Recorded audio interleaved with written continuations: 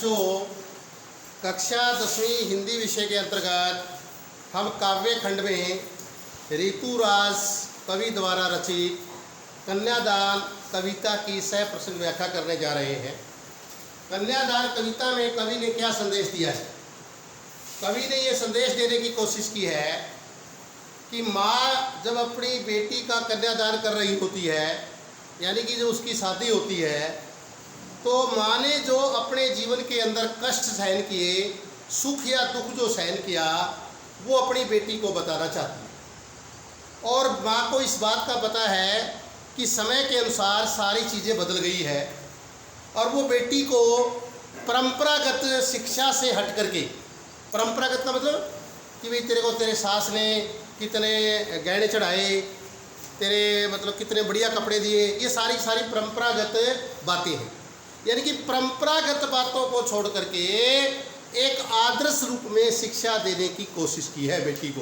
यानी पुरानी बातें छोड़ करके, यानी कि गहने लत्ते कपड़ों का लोभ छोड़ करके, अपनी सुंदरता को छोड़ करके, अपनी वास्तविक स्थिति को, दुख और सुख को समझना, माँ ने ये इस कविता के अंदर संदेश देना चाहा।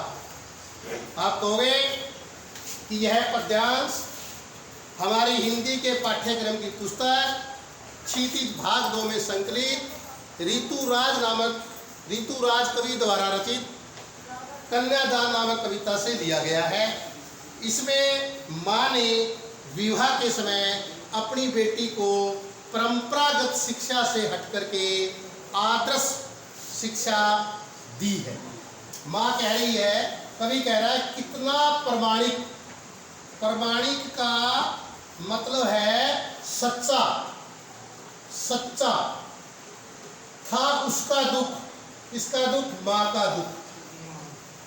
किस समय लड़की को दान में देते समय, यानी विवाह करते समय जब लड़की का कन्यादान किया जाता है, उस समय माँ का दुख बड़ा सच्चा था।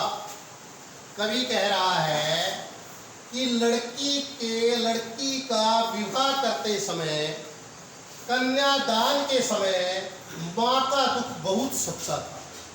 तो जैसे कि वही उसकी अंतिम कुंजी हो, जैसे कि कौन उसकी बेटी।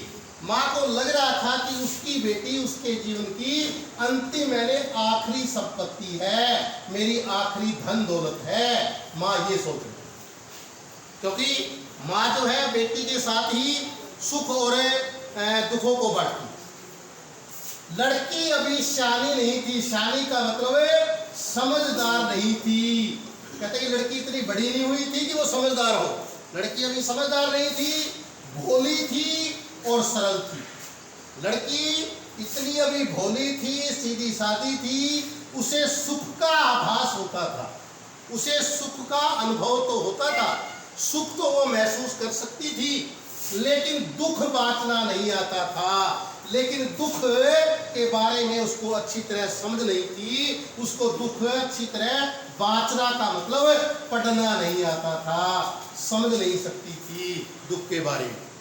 पाठिका थी, वह पढ़ने वाली थी, धुंधले प्रकाश की, कहता हो धुंधले प्रकाश के अंदर है, ठीक है, कुछ तुकों, धुंधले प्रकाश के जीवन रूपी कविता, कहता जीवन रूपी कविता के कुछ तुकों और लयबद्ध पंक्तियों को वो केवल पढ़ सकती थी, समझ नहीं सकती।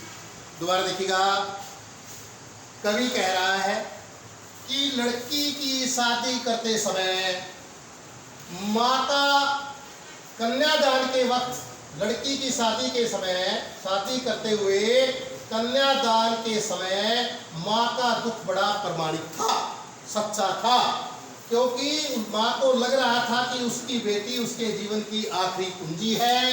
लड़की अभी समझदार नहीं हुई थी, वो इतनी भोली और सीधी सादी थी कि उसे सुख का अनुभव तो होता था, सुख महसूस होता था, लेकिन दुख के बारे में उसको भली भांति समझ नहीं थी, दुख को वो पढ़ नहीं सकती थी। वह धुंधले प्रकाश की जीवन रूपी कविता के कुछ तुक और लयबद्ध पंक्तियों को ही वह पाठिका थी। ये तुक और लयबद्ध कहाँ होती है? कविता। कविता किसको कहा है? जीवन को। जीवन रूपी कविता के कुछ तुक और लयबद्ध जो है ना पंक्तियों को वह केवल पढ़ सकती थी।